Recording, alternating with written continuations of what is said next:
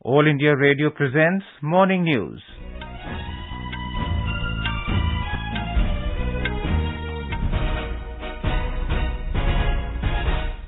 Good morning. I am Naresh Mago and with me is Subhadra Ramachandran. The headlines. Lok Sabha passes Criminal Procedure Identification Bill 2022. Home Minister Amit Shah rules out possibility of its misuse. Stand Up India scheme completes 6 years today.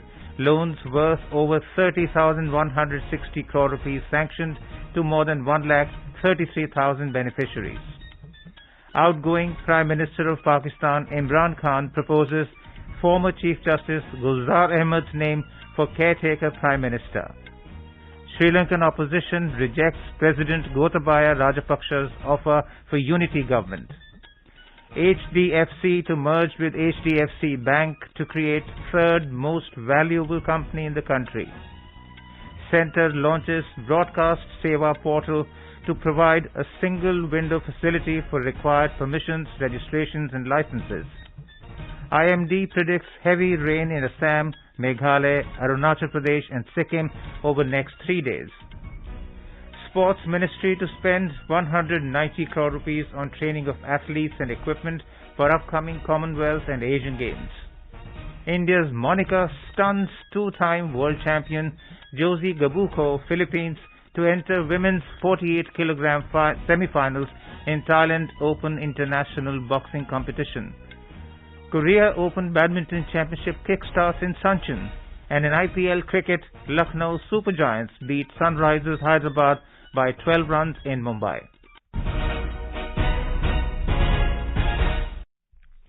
As our nation celebrates the 75th year of independence, a series of events is being organized by the government as a part of Azadi Ka Amrit Mahotsav.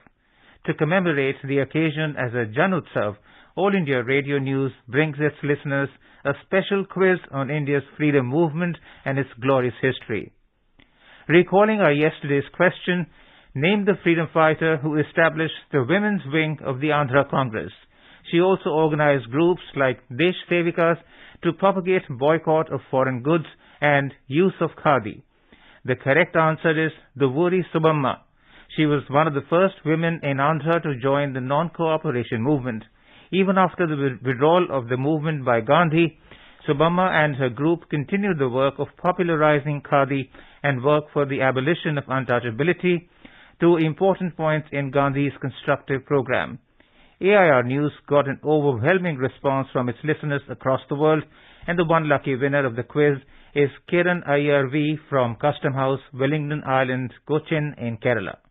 Namaskar everyone, Kiran Iyer here from Kerala. It is my great fortune that today I got the privilege of winning the Amrit Mahotsav quiz. I would like to thank the entire team of All India Radio for broadcasting many enlightening series like Amrit Mahotsav quiz, Azadi Ka Safar Akashwani ke saath and so on as a part of Azadi Ka Amrit Mahotsav, which fill our souls with great pride and patriotism for being the citizen of such a great country, India. Sare jahan se acha Hindustan hamara. Thank you Akashwani for being Jan Jan ki Vani, Jan Man ki Vani. And coming to our today's question, which is the 68th of the Amrit Mahotsav quiz in English.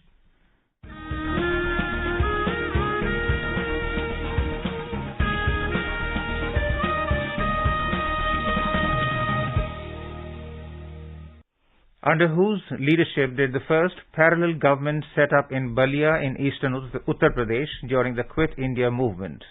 I repeat the question. Under whose leadership did the first parallel government set up in Balia in eastern Uttar Pradesh during the Quit India movement? Listeners can send their responses to the question over WhatsApp on 88265 46262. Repeat, 88265 46262.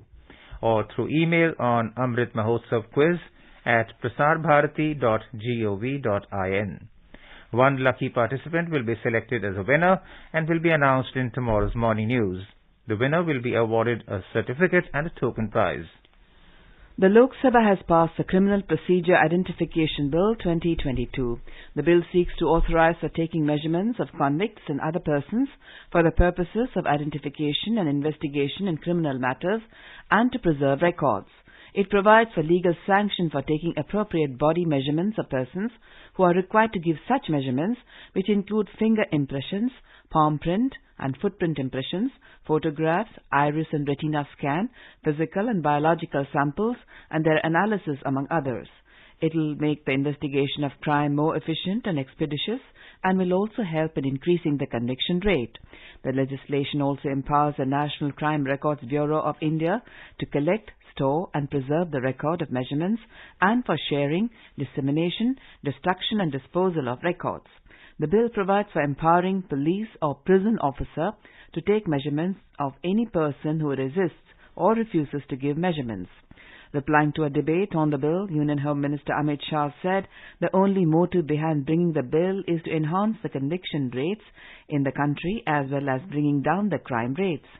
इसके साथ साथ हमने ये सारे प्रयासों को एक दूसरे के साथ जोड़ने के लिए हमने एक system inter operable criminal justice system ICJS भी लाए और उसके माध्यम से सारे इनिशिएटिव को एक साथ जोड़ दिया जाएगा और ICJS में artificial intelligence, blockchain, analytical tool, fingerprint system और पुलिस स्टेशन तक ये सारी सिस्टम का उपयोग होकर एनालिसिस होकर हर थाने में कौन सा अपराध ज्यादा है, हर थाने के अफसर की किस अपराध की नाबूदी में दक्षता होनी चाहिए, इसकी ट्रेनिंग किस प्रकार से होनी चाहिए, हर जिले में किस प्रकार के अपराधों को रोकने की व्यवस्था करने की जरूरत है, ये सारा यहाँ से राज्यों को मान्य अध्यक्ष जाने वाला है.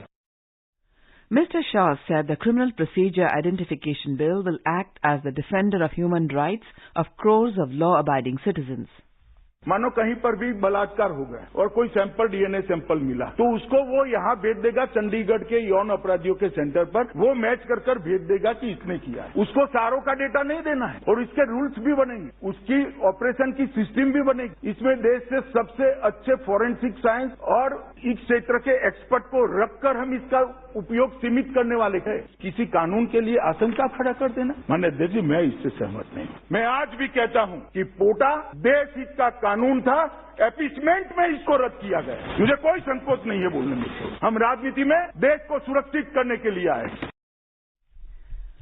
The 6th anniversary of the Stand Up India scheme is being celebrated today. Over 30,160 crore rupees have been sanctioned under Stand Up India scheme to more than 1,33,995 accounts since the inception of the scheme. Stand Up India scheme was launched by Prime Minister Narendra Modi on 5th April 2016. It facilitates loans to scheduled caste, scheduled tribe and women borrowers for setting up a greenfield enterprise in the manufacturing, services or trading sector. A report. Stand Up India scheme was launched to promote entrepreneurship at grassroots level, focusing on economic empowerment and job creation. The objective of the Stand Up India scheme is to facilitate loans between 10 lakh and 1 crore rupees to at least one scheduled caste or scheduled tribe borrower and one woman borrower per bank branch. In 2019-20, the scheme was extended till 2025. The scheme envisages to facilitate the dreams of aspiring SC, ST and women entrepreneurs to reality by supporting their energy and enthusiasm and removing hurdles from their path. Suparna Sekhya, AIR News, Delhi. Over 48% rural households in the country have received tap water supply in their homes so far. In a written reply in the Rajya Sabha yesterday, Minister of State for Jal Shakti, Prahlad Singh Patel, said out of 19.32 crore rural households in the country, 9.35 crore households are reported to have tap water supply in their homes so far. He said that in Goa, Telangana, Haryana, Puducherry, Andaman and Nicobar, Dadra and Nagar Haveli and Daman and Diu, provision for tap water supply to all rural households has been made. The minister said about 3.8 crore rural households are expected to be covered through tap water supply during 2022-23. HDFC Limited will merge with HDFC Bank, creating a banking behemoth. The merger is set to make the company the third most valuable in the country. HDFC will acquire 41% stake in HDFC Bank through the transformational merger. HDFC Limited Chairman Deepak Parekh has described it a merger of equals. He said merger will enhance diversity of assets of combined entity. Mr. Parekh said this merger will help expand the customer base and build a product portfolio in the housing loan category. The merger also triggered stock markets yesterday as shares of HDFC and HDFC Bank witnessed heavy buying and settled with nearly 10% gains. The Sports Ministry will spend 190 crore rupees on training of athletes and equipment for the upcoming Commonwealth and Asian Games 2022. The ministry has finalized the annual calendar of training and competitions for 33 sports disciplines and earmarked a sum of 259 crore rupees for financial year 2022-23 as assistance to various national sports federations. The budget has been decided based on detailed discussions with 33 national sports federations on their planned competition and training calendar for 2022-23. Youth Affairs and Sports Minister Anurag Thakur said the government has taken note of the plans and proposals for training and competitions submitted by national sports federations for 2022-23, particularly with regard to the forthcoming Commonwealth Games, Asian Games and Para-Asian Games. He further stated that the funds will not be a constraint for the preparations of the athletes and that the ministry will provide all necessary help and support to the players and sports federations. Information and Broadcasting Minister Anurag Thakur yesterday launched the Broadcast Seva portal in New Delhi. The portal will provide a single point facility to the stakeholders to request for required permissions, registrations and licenses. Speaking on the occasion, Mr. Thakur said the government has harnessed technology to bring transparency in the system and make it more accountable.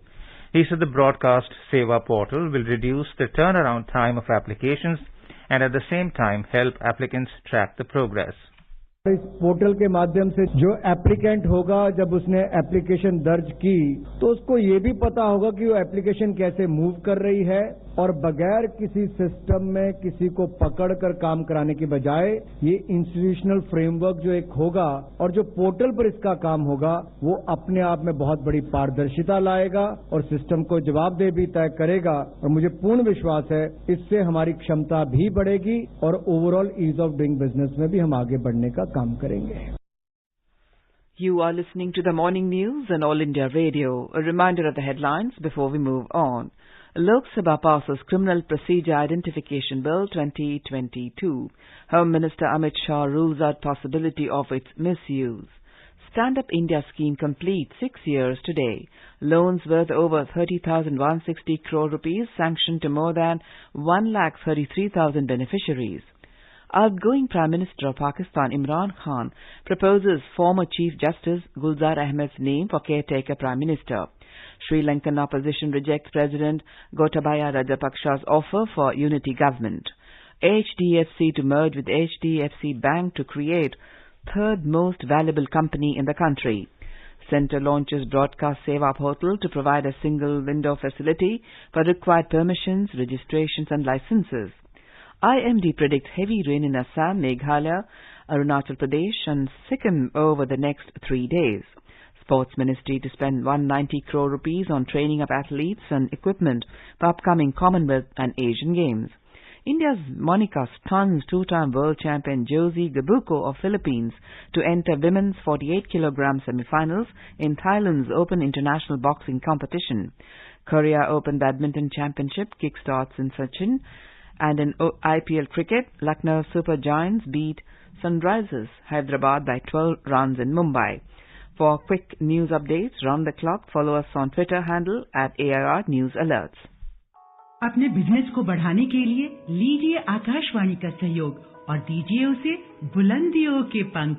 आपका business local है या राष्ट्रीय, आकाशवाणी देती है उपभोक्ताओं तक पहुंचने का हर विकल्प. और अब तो आप घर, दफ्तर या दुकान पर बैठे बैठे कर सकते हैं आकाशवाणी के किसी भी केंद्र के लिए विज्ञापनों की बुकिंग. आकाशवाणी के विभिन्न चैनलों पर विज्ञापन देना सुलभ और सस्ता. बुकिंग है तो संपर्क करें 8700014242 पर. 8700014242.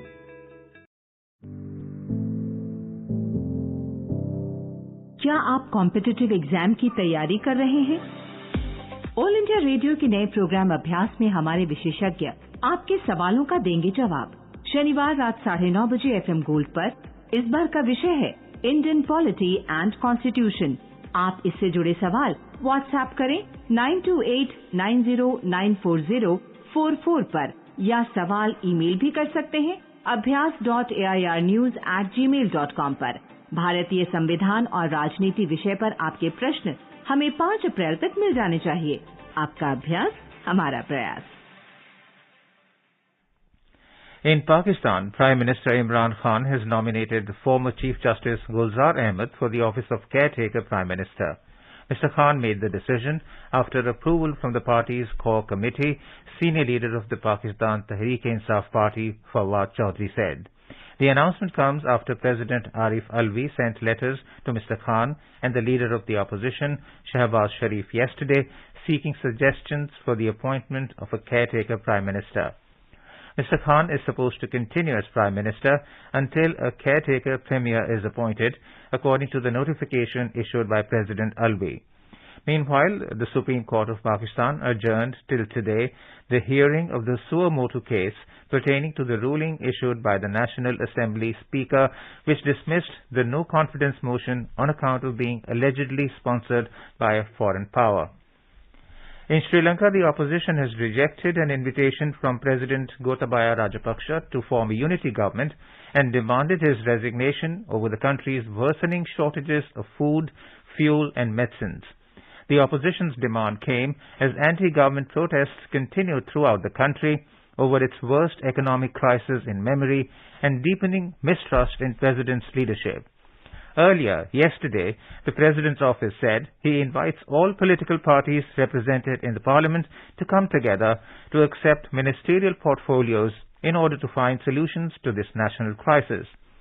The largest opposition political alliance, the United People's Power, or Samagi Jana Balivagaya, rejected the proposal. The left-wing People's Liberation Front also responded by urging Rajapaksa and his once popular and powerful family to immediately step down. All 26 cabinet ministers handed in their resignations on Sunday after thousands of people defied a countrywide state of emergency and curfew and joined street protests to denounce the government. On the second day of his visit, President Ramnath Kovind will be accorded formal welcome by the King and Queen of Netherlands today. Mr. Kovind will also visit the Amsterdam Canal, a World Heritage Site. A state banquet will be hosted in honor of the visiting president tonight. And now let's listen to our special program Azadi Ka Safar, highlighting the importance of the day during the freedom struggle. Azadi Ka Amrit Mahotsav.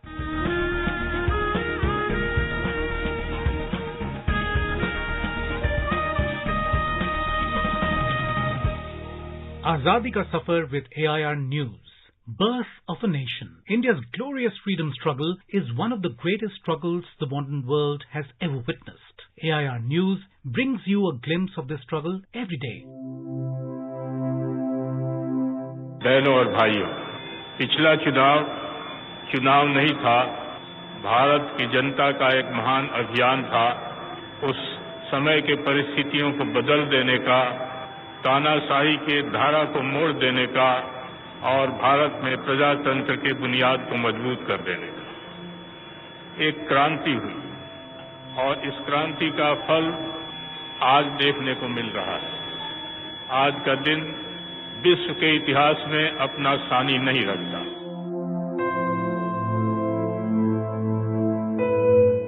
In today's episode, we remember freedom fighter and crusader of social justice, Babu Jagjeevan Ram, who was born on the 5th of April 1908 in Bhojpur, Bihar. He founded the Akhil Bharatiya Ravidas Mahasabha in Calcutta and the All India Depressed Classes League for involving the depressed classes in the freedom struggle.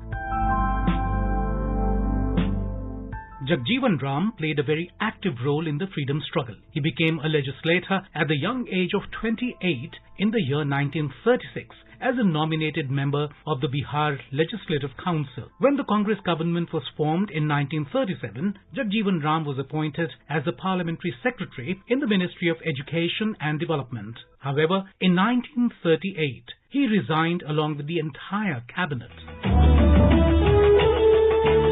Inspired by Gandhiji, Jagjeevan Ram courted arrest on the 10th of December 1940. After his release, he entrenched himself deeply into the civil disobedience movement. Jagjeevan Ram was arrested again on the 19th of August 1942 for his active participation in the Quit India movement. After his release, he became the youngest minister in the interim government in 1946. As a member of the Constituent Assembly of India, he ensured that social justice was enshrined in the Constitution. Jagjeevan Ram went on to serve as a minister with various portfolios for the next 30 years. He was the Defence Minister of India during the Indo-Pak War of 1971, which resulted in the creation of Bangladesh. His contribution to the Green Revolution in India and modernizing Indian agriculture during his 2 tenures as Union Agriculture Minister are still remembered. We salute the great nationalist. We also remember Mahatma Gandhi's second son, Manilal Gandhi, who died on the 5th of April 1956. Manilal was born on the 28th of October 1892 in Rajkot, British India. Between 1906 and 1914, he lived at the Phoenix Settlement and Tolstoy Farm established by Gandhiji. After a brief visit to India, Manilal returned to South Africa in 1917 to assist in printing the newspaper Indian Opinion. Manilal took over in 1920 as the editor of the paper. Manilal also endeavoured hard to stay as true to the Gandhian ethos as possible. Manilal went to prison several times for protesting against what he perceived as unjust laws.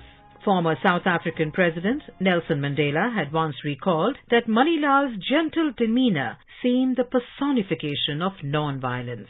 Manilal was one of the initial 78 marchers to accompany Gandhiji on the 1930 Salt March.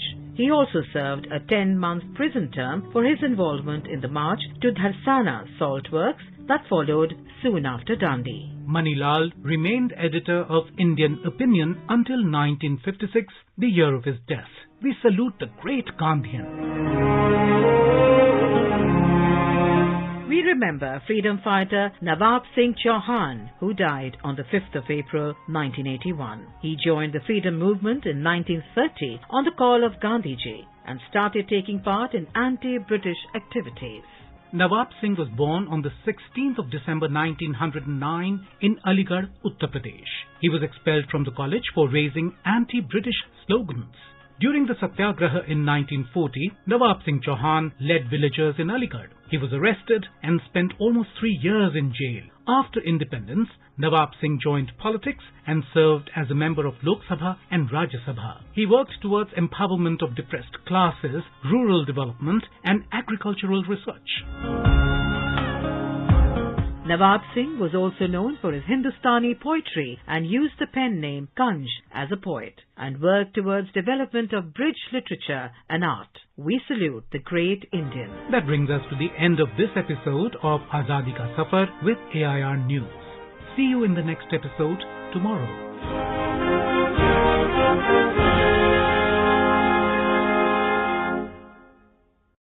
Prime Minister Narendra Modi paid tributes to Babu Jagjeevan Ram on his birth anniversary today.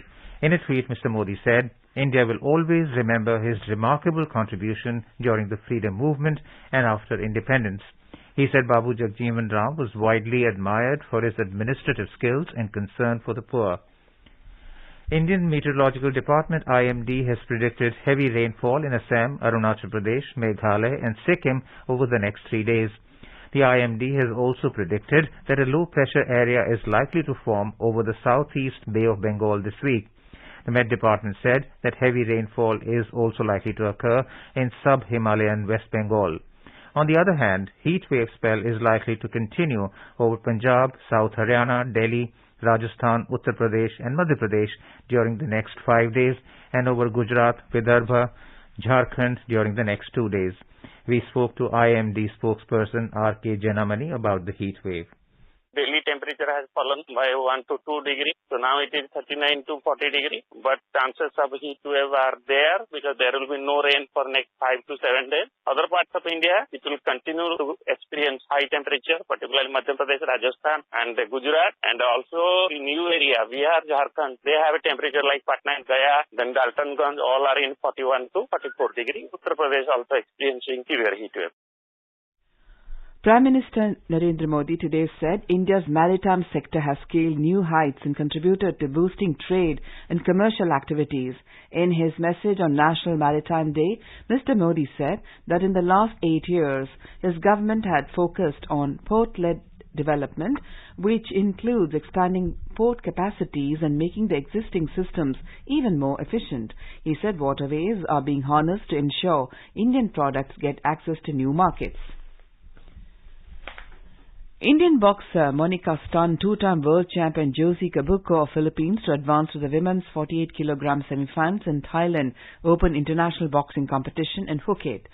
Monica defeated Kabuko yesterday, an experienced campaigner who won gold and bronze medals at the World Championships in 2012 and 2008. She will now compete in the semi-final against Tran Thi Diem Q of Vietnam, who had a bye in the previous round. The other two Indian pugilists, Ashish Kumar and Manisha, also advanced to the semi-finals with contrasting victories over their Thai opponents. Korea Open Badminton Championship has begun in Suncheon City. Top Indian shuttlers PV Sindhu, Saina Nehwal, Kidambi Srikanth and HS Pranoy will lead the Indian challenge at the tournament. Today, Lakshya Sen cruised to the second round of men's singles. He defeated Korea's Choi Ji-hoon 14-21, 21-16, 21-18. In other matches, HS Pranoy will be taking on Malaysia's Chim Jun Wei and Malvika Bansod up against Yu Han of China in women's singles. In the IPL cricket, Lucknow Super Giants beat Sunrisers Hyderabad by 12 runs at D.Y. Patil Stadium in Navi Mumbai last night. Put into bat first, Lucknow posted 169 for the loss of 7 wickets in 20 overs. Chasing the target, Hyderabad were restricted to 157 for the loss of 9 wickets in the stipulated overs. Today, Rajasthan Royal will lock horns with Royal Challengers Bangalore at the Wankhede Stadium in Mumbai. And now an overview of today's newspapers. The economic crisis in Sri Lanka figures prominently on the front pages of most dailies. Neighbourhood in turmoil as sparks Sri Lanka politics on edge, writes Hindustan Times. On the HDFC merger, headline in Financial Express reads, HDFC to be merged into HDFC Bank, create financial behemoth with $169 billion market cap. The Statesman reports that with 930 new COVID-19 cases reported in India in the last 24 hours, the number of daily infections yesterday fell below the 1,000 mark after 715 days. As the schools in the capital reopen for all classes after complete suspension of online classes, Hindustan Times has publicized on its front page a picture showing students at a Delhi school. And finally, the Times of India reports that in a Desi double delight, Indian-American musician Falguni Shah and US-born Bengaluru-based Ricky Cage have won at the 64th Annual Grammy Awards. In some more news, the Prime Minister today congratulated Falguni Shah on winning the award for the Best Children's Music Album at the Grammys. In a tweet, Mr. Modi extended his best wishes for her future endeavours. Before we end the bulletin, a reminder of today's question of the Amrit Mahotsav quiz. Under whose leadership was the first parallel government set up in Balia in eastern Uttar Pradesh during the Quit India movement? WhatsApp your response on 88265 46262. Celebrate 75 years of India's independence by participating in Amrit Mahotsav quiz with AIR News. And now, before we end the bulletin, the headlines once again. Lok Sabha passes Criminal Procedure Identification Bill 2022. Home Minister Amit Shah rules out possibility of its misuse. Stand Up India scheme completes 6 years today. Loans worth over 30,160 crore rupees sanctioned to more than 1,33,000 beneficiaries. Outgoing Prime Minister of Pakistan Imran Khan proposes former Chief Justice Gulzar Ahmed's name for caretaker Prime Minister. Sri Lankan opposition rejects President Gotabaya Rajapaksa's offer for unity government. HDFC to merge with HDFC Bank to create third most valuable company in the country. Centre launches Broadcast Seva portal to provide a single window facility for required permissions, registrations and licenses. IMD predicts heavy rain in Assam, Meghalaya, Arunachal Pradesh and Sikkim over the next 3 days. Sports Ministry to spend 190 crore rupees on training of athletes and equipment for the upcoming Commonwealth and Asian Games. India's Monica stunts two-time world champion Josie Gabuko of Philippines to enter women's 48 kg semi-finals in Thailand Open International Boxing Competition. Korea Open Badminton Championship kickstarts in Suncheon. Lakshya Sen cruises to the second round, and in IPL, Lucknow Super Giants beat Sunrisers Hyderabad by 12 runs in Mumbai. And with that, we end the morning news. Have a nice day.